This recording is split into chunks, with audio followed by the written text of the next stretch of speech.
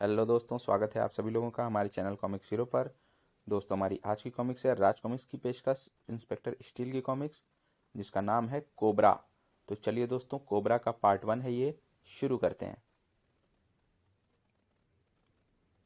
संजय गुप्ता की पेशकश cobra.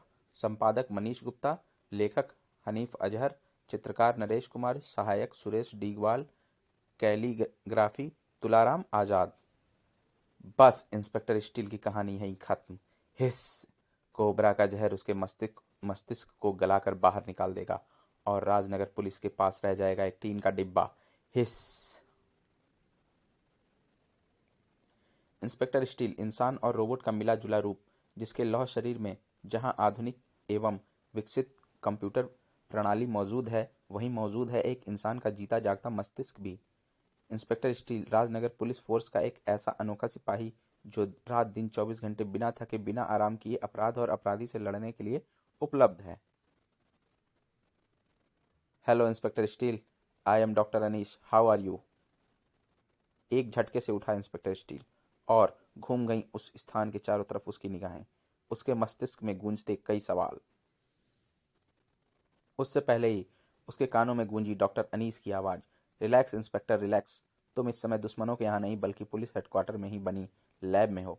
Octopus से लड़ते हुए तुम बेहोश हो गए थे, तो तुम्हारी असिस्टेंट सब इंस्पेक्टर सलमा तुम्हें उससे बचाकर यहाँ ले आई थी। जानने के लिए पढ़ें ऑक्टोपस। दोस्तों, इसका लिंक आपको इसके डिस्क्रिप्शन में दिया होगा, आप इसे वहाँ पर खोलकर पढ़ सकते हैं। तुम्हारे शरीर में बहुत से छेद हो गए थे, जिन्हें मैंने सही कर दिया है। अब तुम एकदम फर्स्ट क्लास हो, अनीस बोले जा रहा था, जबकि अजीब सी उथल पुथल मची हुई थी उस लौह सिपाही के मस्तिष्क में, क्योंकि उसके मस्तिष्क से हथौड़े की तरह बार बार टकरा रहा था एक नाम, डॉक्टर अनीस, डॉक्टर अनीस। एक पल बाद ही कंप्यूटर प्रणाली पर हावी हो गया इंसानी दिमाग। डॉक्टर, आपने मेरे शरीर को ठीक किया, इसका मतलब है कि आप मेरे मैकेनिज्म के बारे में जानते हैं, और ऐसा तभी हो सकता है जब आपने मुझे बनाया हो। आप यह ज़रूर जानते होंगे कि मैं असल में कौन हूँ। बताइए डॉक्टर, मैं कौन हूँ। वो हड़बड़ा गया डॉक्टर अनीस, जबकि बुलंद हो गई इंस्पेक्टर स्टील की आवाज़। प्लीज़ डॉक्टर, बताइए मैं कौन हूँ। अब पीछे हटो, मैं तुम्हें बताता। फिर डॉक्टर अनीस के कंठ से निकल पाती वह गहरे राज की बात उससे पहले ही पीप पीप। इंस्पेक्टर स्टील के कानों में गूंजी वह हल्की आवाज़, जिसने उसे एकदम सतर्क कर दिया। कमिश्नर साहब। अगले ही क्षण उसने अपना माइक्रोफोन अपने मुंह के आगे किया और, इंस्पेक्टर स्टील ऑनलाइन सर, मेरे ऑफिस में पहुंचो इमीजिएटली। Okay sir. उफ, कमिश्नर साहब के मैसेज ने बचा लिया, वरना मैंने उसके सामने वह सब कुछ बक दिया होता जिसे सुनकर शायद एक तूफान आ जाता इंस्पेक्टर स्टील की ज़िंदगी में। कमिश्नर से संबंध विच्छेद होने के साथ एक झटके से डॉक्टर अनीस की तरफ पलटा फर्ज की राह पर चलने वाला वह सिपाही। मुझे लगता है आप मेरे बारे में बहुत कुछ जानते हैं, जिसे आपको मुझे बताना ही होगा, और मैं यह जानकर ही रहूँगा। फिर वहाँ नहीं रुका रहा इंस्पेक्टर स्टील। भारी कदमों से तेज तेज चलता लैब से बाहर निकल गया वह। पीछे लैब में अभी तक स्तब्ध खड़े डॉक्टर अनीस की आंखें आंसुओं से लबालब भरती चली गईं। काश मैं तुम्हें सब कुछ बता सकता मेरे दोस्त। पुलिस हेडक्वार्टर से चार्ज लेकर अपनी ड्यूटी पर निकलते वे कानून के रखवाले अचानक चौंक पड़े। अरे, ये शानदार कार और वह हेलीकॉप्टर। सभी अचंभित से उधर ही देखते रह गए। वाह, कार, हेलीकॉप्टर, मोटरसाइकिल, सब very very special. Inspector steel के लिए, उस जैसे के लिए इससे कम हो भी तो क्या, हमारे जैसे साधारण वाहन तो उसके लिए खिलौने मात्र हैं। इधर सभी पुलिसकर्मी हैरान थे। इधर कमिश्नर गुप्ता इंस्पेक्टर स्टील को समझा रहे थे। आधुनिक कंप्यूटर तकनीक से निर्मित ये तीनों वाहन सिर्फ तुम्हारे लिए बनाए गए हैं। रिमोट संचालित होने के साथ साथ इन तीनों का संबंध तुम्हारे हाथ पर लगे मिनी डैशबोर्ड से है। उससे तुम इन्हें कंट्रोल कर सकते हो। Now you may go on your patrolling. Okay sir. Start. दूसरे ही पल इतनी स्पीड से भागने वाली कार, हाय मैं इंस्पेक्टर स्टील क्यों ना हुआ। जूम। उसकी किस्मत पर रश मत कर, चल अपनी ड्यूटी पर। Inspector special police inspector steel अपनी ड्यूटी पर। घनी आबादी वाला क्षेत्र, कृपया धीरे चलें। Go slow. पास ही धाएं। पीछे हट जाओ, बहुत मार चुके तुम मुझे। अब मेरे रास्ते में जो भी आया उसे लंबा कर दूंगा। चलो हटो पीछे, निकल, भागने दो मुझे। ऐसे ही किसी समय के लिए चोरी की खरीदी रिवॉल्वर बहुत काम आई। काई की तरह फटती भीड़ उसके रास्ते से हट गई, लेकिन वह भाग नहीं पाया क्योंकि पीछे से आए उस हाथ ने उसे गुद्दी से पकड़ा और हवा में उठा लिया। कौन हो तुम? साथ ही दूसरे हाथ ने उसके हाथ में थमी रिवॉल्वर को कबाड़े में बिकने लायक कर दिया। इंस्पेक्टर, स्पेशल पुलिस इंस्पेक्टर, यहाँ क्या हुआ? एक अपने आप को संयत करता हुआ बोला, साहब, यह इस इलाके में सरकारी शराब की दुकान चलाता है। आज इसके द्वारा बेची गई नकली शराब पीकर बस्ती के 7 लोगों की जान चली गई है। बस इतना सुनने के साथ ही आह, भड़ाक। सरकारी शराब बेचने के लाइसेंस की आड़ में तुम जहर बेचते हो? बताओ, यह जहर तुम्हारे पास कहाँ से आता है? बोलो। बुरी तरह जूड़ी के मरीज की तरह कांपते उस व्यक्ति की इतनी हिम्मत कहाँ थी कि वह सिहरन पैदा कर देने वाली उस आवाज़ के सामने अपनी जुबान बंद किए रह सकता। अब मेरा संदेश पाकर पुलिस यहाँ पहुँचने वाली है। इससे मारपीट करके कोई भी कानून को अपने हाथ में नहीं लेगा। मंगोलपुरी नामक एक स्लम बस्ती में स्थित ये कई भट्टियाँ, जहाँ बनाया जाता है अवैध शराब रूपी जहर। जल्दी जल्दी माल को भट्टियों से उतारो, ग्राहक माल लेने के लिए पहुँचने वाले ही होंगे। यहीं से पूरे शहर में सप्लाई होता है यह जहर, ग्राहकों के पहुँचने से पहले ही।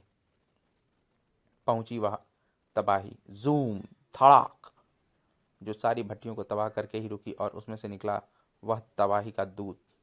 Hands up everybody, you are under arrest. Police, भागो। तभी गूंज उठी उनके बॉस की फुफकारती आवाज, ठहरो, तुम में से कोई नहीं भागेगा।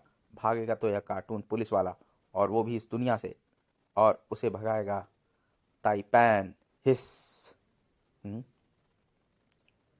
विस्तर गिरोह का सदस्य?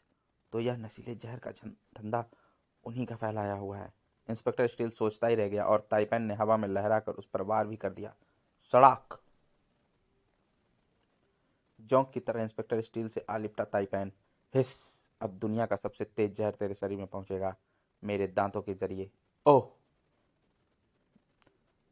ठीक उसी पल इंस्पेक्टर स्टील का हाथ अद्भुत तरीके से पीछे की तरफ घूमकर ताइपैन की टांग पर पड़ा, और धड़ाक। आह।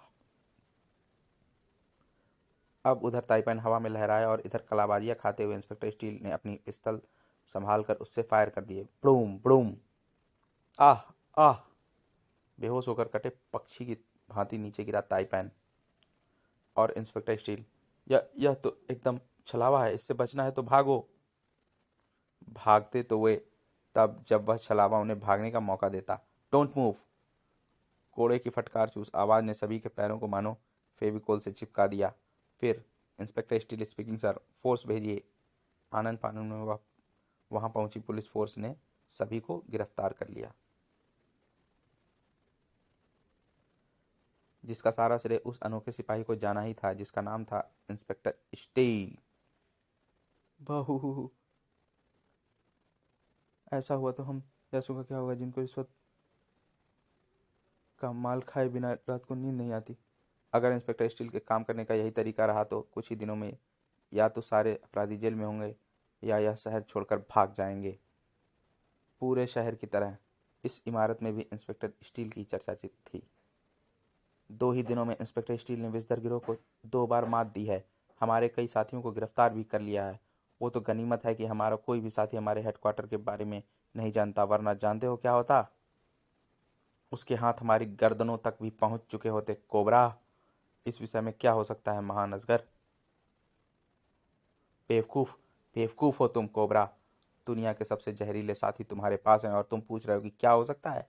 आज से अपने जीवन का एक ही मकसद बना लो कोबरा, कि जब तक तुम अपने साथियों के साथ इंस्पेक्टर स्टील नामक अपने सबसे बड़े दुश्मन को खत्म नहीं कर दोगे, चैन से नहीं बैठोगे, समझे? समझ गया महान अजगर। फिर उधर से संबंध विच्छेद हो गया। पसीना पोंछते हुए पलटा जो कोबरा तो उसके सामने बैठा शख्स व्यंग भरे स्वर में बोल उठा, तुम्हारे चेहरे पर आया पसीना साफ बता रहा है कि तुम्हें किसी बहुत बड़ी समस्या ने परेशान कर रखा है। क्या हम कैट फैमिली वाले तुम्हारी मदद कर सकते हैं? फुफकारा कोबरा। समस्या गंभीर जरूर है टाइगर, लेकिन ऐसी नहीं कि जिसे विषधर गिरोह हल ना कर सके। हम खूब जानते हैं कि समस्या के साथ साथ समस्या पैदा करने वाले को कैसे खत्म किया जाता है। आप फिलहाल बिजनेस की बातें कीजिए। ठीक है, तो सुनो बिजनेस की बात। इस समय कैट फैमिली के पास विश्व भर में हत्याएं करने के सैकड़ों ठेके हैं, और चूंकि इस बार हमारे बॉस ग्रेट लॉयन ने वे हत्याएं जहर के इस्तेमाल से करने का निर्णय लिया है, इसलिए जहर की कंसाइनमेंट मुझे जल्दी चाहिए। आप रुपया जमा करवा दीजिए। कंसाइनमेंट आप जब चाहेंगे तब मिल जाएगी। Good, very good. अब मैं चलता हूँ, कभी ज़रूरत पड़े तो ज़रूर याद कर लेना। टाइगर चला गया। जहर उगलते कोबरा को छोड़कर अपनी जिंदगी की खैर मना इंस्पेक्टर स्टील, क्योंकि बिस्तर गिरोह के हाथों जल्द ही सैकड़ों टुकड़ों में बंटने वाला है तेरा शरीर। जल्द ही पुलिस हेडक्वार्टर में। क्या बक रहे हो? बक नहीं रहा कमिश्नर, बल्कि तुम्हारे डिपार्टमेंट के सुपर हीरो इंस्पेक्टर स्टील के लिए एक चुनौती दे रहा हूँ। अब सुनो वह बात जिसे तुम्हारी पुलिस लाख कोशिशों के बाद भी नहीं जान पाई। शहर के मेरीन टावर में हमारा विजिटर का हेडक्वार्टर है। अगर हमें गिरफ्तार करके हमारे अड्डे को तबाह करके अपना करने का अपना सपना पूरा करना चाहते हो तो अपने डिपार्टमेंट के सुपर हीरो इंस्पेक्टर स्टील को हमें गिरफ्तार करने के लिए भेजो। इंस्पेक्टर स्टील को, सिर्फ इंस्पेक्टर स्टील को। उसके सिवा अगर पुलिस का कुत्ता भी मेरीन टावर के इर्द गिर्द आया तो टावर की 8वीं मंजिल पर मौजूद वे 5 इंसान तड़प तड़प कर मरेंगे जो हमारी कैद में हैं। ध्यान रहे इंस्पेक्टर स्टील। खटाक। ओह, काट दिया। विस्तर गिरोह वालों ने जरूर कोई ना कोई ऐसा इंतजाम सोच रखा होगा जिससे वे इंस्पेक्टर स्टील को या तो काबू में कर सकें या नष्ट कर सकें, वरना वे अपने बारे में इतना सब कुछ नहीं बताते। समझ नहीं आता इंस्पेक्टर स्टील को वहां भेजूं या... अरे इंस्पेक्टर स्टील कहाँ कहाँ गया हुआ? इंस्पेक्टर स्टील तूफान की सी गति से भागती उस इस विशेष कार में मौजूद था। Marine tower. कुछ ही देर बाद ही मेरीन टावर के बाहर पहुंच चुका था इंस्पेक्टर स्टील, जबकि अंदर... हा, हिस हिस। आ गया इंस्पेक्टर स्टील, लेकिन अब वह जिंदा वापस नहीं जा सकता। आओ इंस्पेक्टर आओ। हा हा हा हा हा। टावर की 8वीं मंजिल, जिस तक मुझे शीघ्र ही पहुंचना है, क्योंकि विजदर गिरोह को गिरफ्तार करने से पहले वहां फंसे लोगों को बचाना है। कि अचानक लिपट गए वे विचित्र से हाथ उन कदमों से, और फिर धड़ाक। 8वीं मंजिल तक पहुंचना इतना आसान नहीं है। टीन के डब्बे, हाँ, मौत तक पहुंचना एकदम आसान है, क्योंकि तुम्हें वहां पहुंचने के लिए तो जहरीला यहाँ खड़ा है। दोस्तों, हमारा कोबरा का पार्ट 1 यहीं पर समाप्त होता है, और अब मिलते हैं कोबरा के पार्ट 2 में, जिसका लिंक आपको इसके डिस्क्रिप्शन में दिया हुआ है। आप इसे वहाँ पर खोलकर पढ़ सकते हैं। दोस्तों, आपको ये कॉमिक्स कैसी लगी हमें कमेंट सेक्शन में ज़रूर बताएं, और अब मिलते हैं अगली कॉमिक्स में। धन्यवाद।